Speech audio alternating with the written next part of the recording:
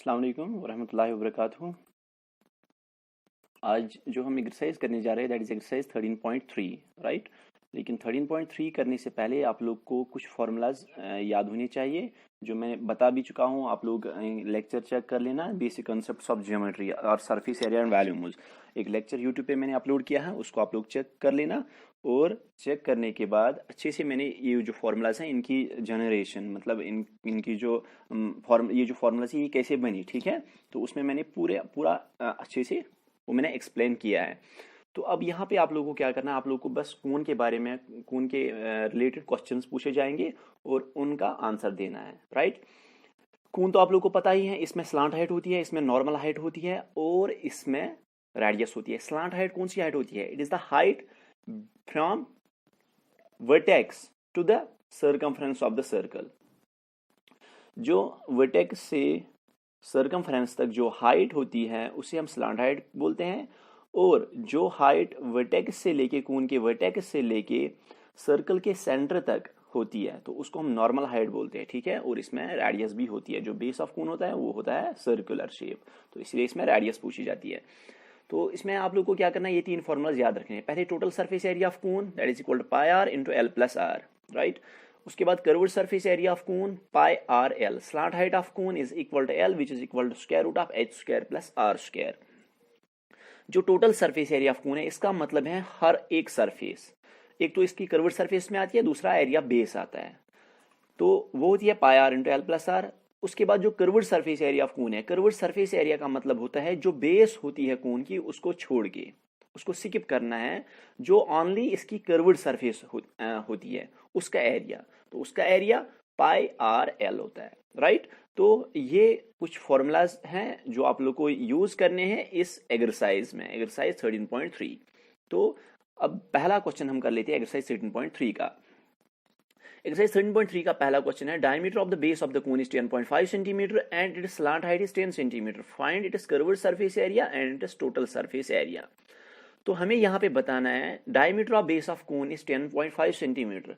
Diameter given है base का, वो है 10.5 और स्लांट हाइट कितनी है 10 centimetre. Find this curved surface area and total surface area. पहले हमें इसका curved surface area find out करना है, उसके बाद total surface area find out करना है। तो ये एक कोन है, इसकी जो रेडियस है, इसका जो डायमीटर है वो 10.5 है, 10.5 से हमें रेडियस मिल सकती है। उसके बाद स्लांट हाइट भी गिवन है, ये जो स्लांट हाइट है ये है 10 सेंटीमीटर, राइट ना। यही हम पहले लिखेंगे, पहले डायमीटर गिवन है, डायमीटर इज इक्वल 10.5 सेंटीमीटर, तो रेडियस इसका हाफ हो जाएगा, राइट। तो radius will be equal to R, that will be equal to 10.5 divide by 2 that is equal to 5.25। तो रेडियस हमें यहाँ पे मिली 5.25 की। उसके बाद slant height of cone, slant height of cone कितनी है, वो है is equal to L, small L हम उसे लेते हैं, और वो स्लांट हाइट कितनी है 10 सेंटीमीटर। देयरफॉर हमें निकालना है पहले पार्ट में curved surface area. Therefore curved surface area of cone वो किसके बराबर होता है, पाई आर एंड एल।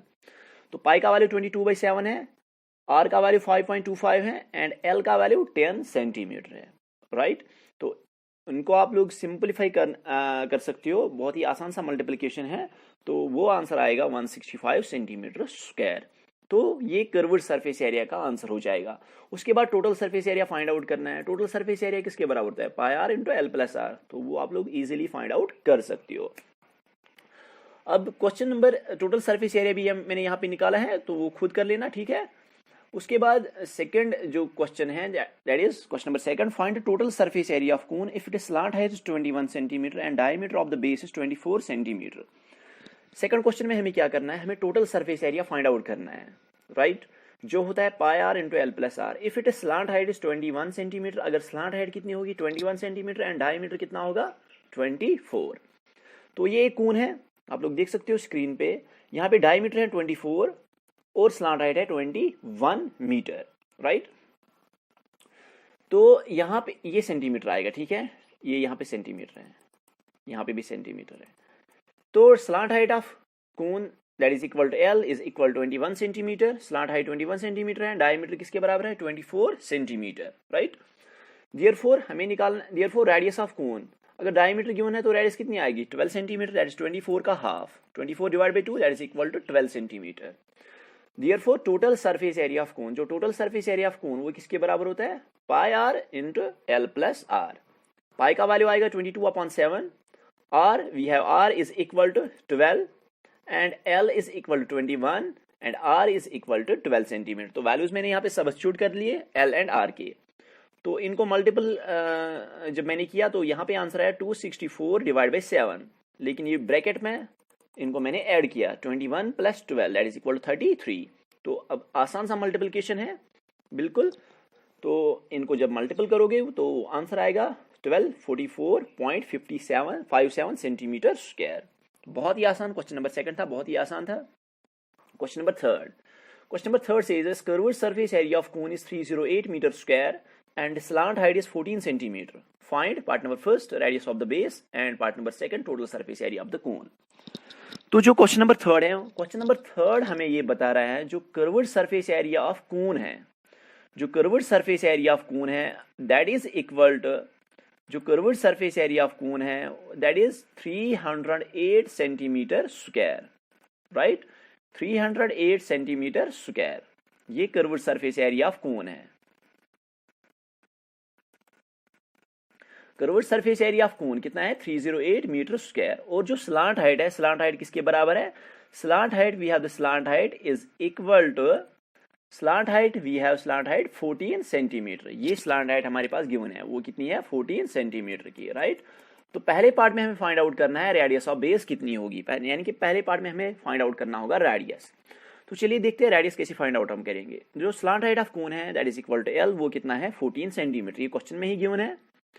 उसके बाद curved surface area of cone given है, curved surface area of cone ये भी क्वेश्चन में से हमने निकाला, ये भी वही से इंफॉर्मेशन गिवन है, वो है 308 सेंटीमीटर स्क्वायर। लेकिन ये जो कर्व्ड सरफेस एरिया है, कर्व्ड सरफेस एरिया किसके बराबर होता है, pi r into l plus r, sorry pi are l. Curved surface area किसके बराबर होता है, पाई आर एल। तो in place of curved surface area of cone मैंने यहाँ पे वैल्यू लिखा, pi are l is equal to 308 centimetre square. तो हम पाई का वैल्यू दे देंगे, पाई का वैल्यू 22/7, आर तो पता नहीं है तो आर ही रहेगा। और जो एल है, एल है हमारे पास 14 centimetre is equal to 308 centimetre square. तो यहाँ से कुछ कैंसिलेशन हो जाएगी, 7 1 जार 7, 7 2 जार 14, राइट। तो यहाँ पे 2 बचेगा। तो 2 जब मल्टीपल होगा 22 को तो 44 बनेगा, और यहाँ से आर है that is 44 centimetre, 44 into R centimetre is equal to 308 centimetre square. तो आर का वैल्यू क्या आएगा, R will be equal to 308, 44 को इस साइड में लेके जाएंगे तो डिवाइड हो जाएगा। तो 308 डिवाइड बाई 44 डिवाइड जब मैंने इसको किया तो वहां से आर का वैल्यू कितना बना, 7 सेंटीमीटर। तो आर तो मिला। अब हमें क्या फाइंड आउट करना है, अब total surface area of cone find out करना है। Total surface area of cone किसके बराबर होता है, pi r into l plus r. अब आर भी है और एल भी है। तो इसके बाद बहुत ही आसान सा ये क्वेश्चन था, ठीक है। ये सेकंड पार्ट आप खुद कर लेना। तो क्वेश्चन नंबर 4 है, question number 4 says a conical tent is 10 meter high and a radius of its base is 24 meter. Find the slant height of the tent and cost of canvas required to make the tent if the cost of 1 meter square of canvas is ₹70. Question number 4 says a conical tent is 10 meter high. एक tent बना है, लेकिन tent किसकी shape में है, कोन की shape में है, जिसकी हाइट 10 मीटर है, नॉर्मल हाइट है। And radius of its base is 24 metre, और जो रेडियस ऑफ बेस है वो कितनी है, 24 मीटर। फाइंड, पहले पार्ट में हमें फाइंड आउट करना है slant height of tent, tent की स्लांट हाइट क्या होगी। तो चलिए कर लेते हैं। सबसे पहले हाइट ऑफ कॉनिकल टेंट है, हाइट कितनी है, 10 मीटर, राइट। उसके बाद रेडियस ऑफ कॉनिकल टेंट वो है 24। तो स्लांट हाइट हमें फाइंड आउट करनी है। स्लांट हाइट किसके बराबर होती है, L is equal square root of R square plus H square या H square plus are square, which is equal to H square plus are square. तो H का वैल्यू हमने दिया 10 स्क्वायर प्लस आर का स्क्वायर, आर का value हमने दिया that is 24 square. 10 square is 100 and 24 square is 576, that's 24 into 24। तो ये वैल्यूज दे देंगे हम, that is 100 plus 576, 100 plus 576 is 676, that is 676। तो जब हमने L का वैल्यू निकाला जो स्क्वायर रूट ऑफ 676 है, that is 26 मीटर, राइट। तो L का वैल्यू अब आया। अब नेक्स्ट पार्ट में हमें बता रहा है cost of canvas required to make the tent. अब जो ये हमें टेंट बनाना है इसके लिए हमें कैनवास की जरूरत पड़ेगी, तो हमें उसका कॉस्ट फाइंड आउट करना है। कॉस्ट कितना आएगा इस टेंट को बनाने के लिए, if cost of 1 metre square of canvas is ₹70। अगर कैनवास का 1 मीटर स्क्वायर उसका कॉस्ट कितना बनेगा, 70। तो पहले हम देखेंगे कैनवास टोटल कितना यूज होगा इस टेंट में, राइट। हम लिखेंगे that is canvas required to make the tent. जब हम एक टेंट बनाएंगे उसमें जो कैनवास यूज होता है वो कहाँ पे यूज होता है, बस कर्व्ड सरफेस में ही यूज होता है ना, राइट। तो फिर जो canvas required to make the tent वो किसके बराबर आएगा, that is curved surface area of the tent. क्योंकि कैनवास जब हमें यूज करना है इस टेंट को बनाने के लिए, तो कैनवास हम कहाँ किस साइड में से लगाएंगे, बस कर्व्ड सरफेस एरिया में ही लगाएंगे, तो नीचे तो नहीं लगाएंगे क्योंकि नीचे तो ग्राउंड होगा, राइट। तो इसलिए मैंने यहाँ पे फाइंड आउट कर लिया पहले curved surface area of the tent. Curved surface area is pi are L. Pi का वैल्यू दे देंगे 22/7, R is 24 metre and L जो आया हमारे पास दैट इज 26। तो कैंसिलेशन नहीं हो जाएगी, सिंपल मल्टीप्लिकेशन में डिवाइड कर लेंगे। तो यहाँ से जो आंसर आया that is 13728 divide by 7 metre square.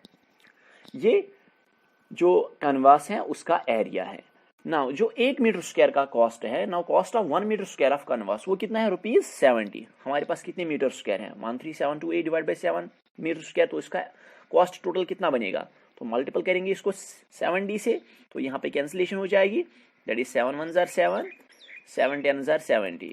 तो यहाँ पे 1 and 0 आएगा। 1 and 10 जब मल्टीपल होगा 13728 को, तो क्या बनेगा 137,280, राइट। तो ये टोटल कॉस्ट बनेगा इस टेंट को बनाने के लिए। यहाँ तक क्लियर। अब नेक्स्ट क्वेश्चन पे आएंगे। जो नेक्स्ट क्वेश्चन हमारे पास है question number 5। Question number 5 says us what length of tarpaulin 3 meter wide will be required to make a conical tent of height 8 meter and base radius 6 meter. Assume that the extra length of the material that will be required for stitching margins and wastage in cutting is approximately 20 centimeter. तो मैं question को अच्छे से समझाता हूँ, बस ध्यान रखना है। जो क्वेश्चन है क्वेश्चन नंबर 5 हमें ये बता रहा है what length of tarpaulin 3 metre wide. हमें बताना है what length of tarpaulin 3 metre wide will be required to make a conical tent of height 8 metre and base radius 6 metre. हमें क्या करना है, एक कॉनिकल टेंट बनाना है जिसकी हाइट 8 मीटर होनी चाहिए और बेस रेडियस 6 मीटर होनी चाहिए। ये कॉनिकल टेंट हमें बनाना है, लेकिन हमें ख्याल रखना है जो कॉनिकल टेंट है ये हमें एक टर्पोलिन से बनाना है, राइट। और उस टर्पोलिन की जो विड्थ है वो है 3 metre. Assume that the extra length of the material will be required for stitching margins and wastage in cutting is approximately 20 centimeter. अब हमें क्वेश्चन बता रहा है जब आप लोग टर्पोलिन बना लोगे, टर्पोलिन से इस टेंट को बना लोगे, तो कुछ टर्पोलिन वो तो जाया हो जाएगा कटिंग में, राइट स्टिचिंग मार्जिनस में। तो इसके लिए उसने कुछ एक्स्ट्रा मटेरियल ऑलरेडी रिजर्व रखा है। वो एक्स्ट्रा मटेरियल कितना है, 20 सेंटीमीटर। चलिए इसको बाद में देखते हैं, ठीक है। तो पहले हमारे सपोज ये हमें एक कॉनिकल टेंट बनाना है, राइट। सपोज ये हमें एक कॉनिकल टेंट बनाना है, ये कॉनिकल टेंट है, राइट। अगर ये कॉनिकल टेंट है तो ये हमें किससे बनाना है, एक टर्पोलिन से, टर्पोलिन क्लॉथ से। ये टर्पोलिन क्लॉथ है और ये कॉनिकल टेंट है, राइट। ये कॉनिकल टेंट है, राइट। ये हमें किससे बनाना है, इस टर्पोलिन क्लॉथ से। आप लोग कोई भी क्लॉथ जो देखो, जब दुकान से लेके आते हैं, शॉप से लेके आते हैं, तो वो इस शेप में, रेक्टेंगल शेप में होता है, ठीक है ना। तो ये टर्पोलिन हमें यूज करना है इस कॉनिकल टेंट को बनाने के लिए। लेकिन इस टर्पोलिन की जो विड्थ है वो कितनी है, 3 मीटर। लेंथ तो हमें इसकी पता नहीं है।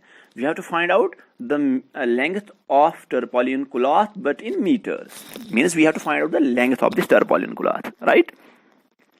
What length of tarpaulin cloth, तो हमें इस टर्पोलिन की लेंथ फाइंड आउट करनी है, इसकी लेंथ कितनी होगी। तो सबसे पहले हमें हाइट ऑफ कॉनिकल टेंट वो गिवन है, वो 8 मीटर है। उसके बाद बेस रेडियस है 6 मीटर, राइट। तो हम क्या करेंगे, ये जो कॉनिकल टेंट है, ये जो टर्पोलिन है, ये इस टेंट में यूज करना है। लेकिन टेंट में हम कहाँ पे यूज करेंगे, बस कर्व्ड सरफेस में एरिया में ही हम इस टर्पोलिन को लगा देंगे, लेकिन बेस में तो नहीं लग जाएगी क्योंकि जो बेस है वहां से ग्राउंड होगा, ठीक है ना। तो फिर हम क्या करेंगे, यहाँ पे हम स्लांट हाइट पहले फाइंड आउट करेंगे, क्योंकि कर्व्ड सरफेस एरिया के लिए हमें डेफिनेटली स्लांट हाइट की जरूरत पड़ेगी। तो स्लांट हाइट किसके बराबर होता है, √h² + r²। h का वैल्यू हम दे देंगे दैट इज 8² और r का वैल्यू दे देंगे दैट इज 6²। 8² + 6², वो एरिया कितना आएगा, दैट इज वो कितना बनेगा slant height, that is 8² is 64 and 6² is 36। 8² + 6² that is equal to 100. 100 square root of 100. Square root of 100 will be equal to 10 metre. तो स्लांट हाइट तो बनी, स्लांट हाइट कितना बना अब 10 metre. Therefore area of tarpaulin, तो हम देखेंगे कितना टर्पोलिन का एरिया आएगा। वो किसके बराबर है? Curved surface area of tent. क्यों कर्व्ड सरफेस एरिया के बराबर आएगा? क्योंकि यही टर्पॉलिन हमें बस कर्व्ड सरफेस एरिया में ही लगाना है, तब जाके टेंट बन जाएगा। ठीक है, curved surface area that is pi are L. Pi का वैल्यू 22/7। चलो यहाँ पे हम क्वेश्चन में बता रहा है हमें कि यहाँ पाई का वैल्यू यूज कर लो 3.14, तो पाई का वैल्यू 3.14 हम लेते हैं। आर का वैल्यू कितना है? 6 मीटर, और एल का वैल्यू कितना है? 10 मीटर, राइट। तो मल्टीपल करके जब हम इसको देखेंगे तो ये 188.4 मीटर स्क्वायर बन जाएगा, तो ये एरिया ऑफ टर्पॉलिन आएगा। ठीक है ना। तो विड्थ ऑल्सो हमें गिवन है, विड्थ ऑफ ये जो टर्पॉलिन है उसकी विड्थ कितनी है? 3 मीटर। हम इसकी लेंथ ले लेंगे L, right. Let the length of the tarpaulin is equal to L, ये हमने एल ले ली। देयरफॉर एरिया ऑफ टर्पॉलिन, इस टर्पॉलिन का एरिया, ये टर्पॉलिन ये किसकी शेप में है? रेक्टेंगल की शेप में। इसका एरिया किसके बराबर आएगा? Length into breadth. Length we have L and breadth is 3, that is 3L metre square. Now according to question, question हमें ये बता रहा है जो एरिया ऑफ टर्पॉलिन है वो किसके बराबर है? Curved surface area of tent. क्योंकि जो टर्पॉलिन लगाना है ये कहाँ पे लगाना है? कर्व्ड सरफेस एरिया में। तो टर्पॉलिन का एरिया और curved surface area of tent equal हो जाएगा।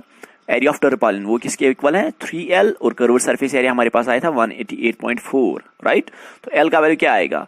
188.4 डिवाइड बाई 3, तो जो L का वैल्यू आएगा दैट इज 62.8 मीटर। ये L का वैल्यू अब हमारे पास आया। ठीक है ना।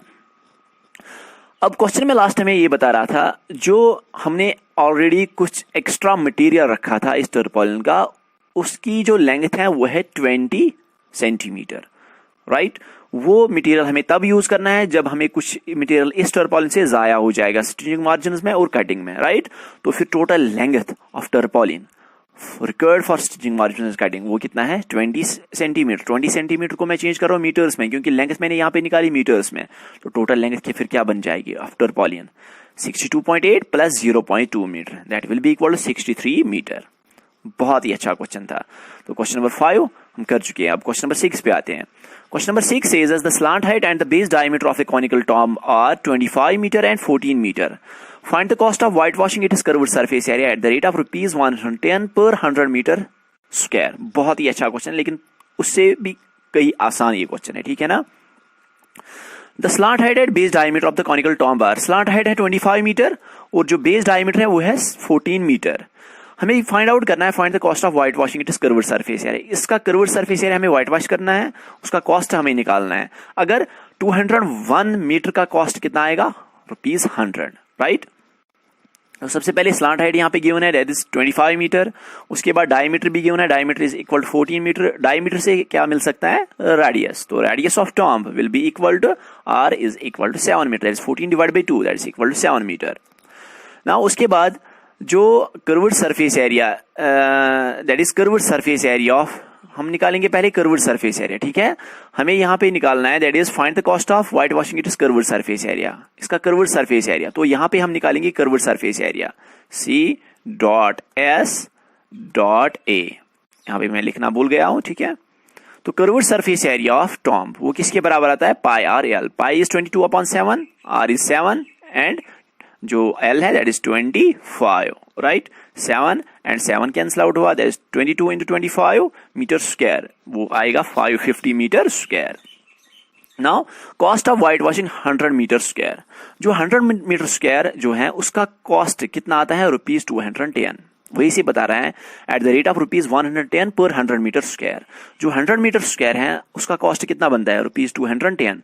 तो 1 मीटर स्क्वायर का कॉस्ट कितना आएगा? 210 डिवाइड बाई 100। हमारे पास टोटल कितने मीटर स्क्वायर आए? 550।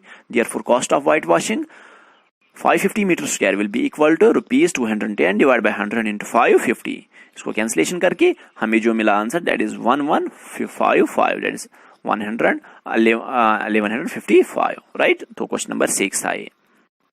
अब क्वेश्चन नंबर 7 बहुत ही इंपॉर्टेंट क्वेश्चन है। ठीक है, A joker's cap is in the form of a right circular cone of base radius 7 cm and height 24 cm.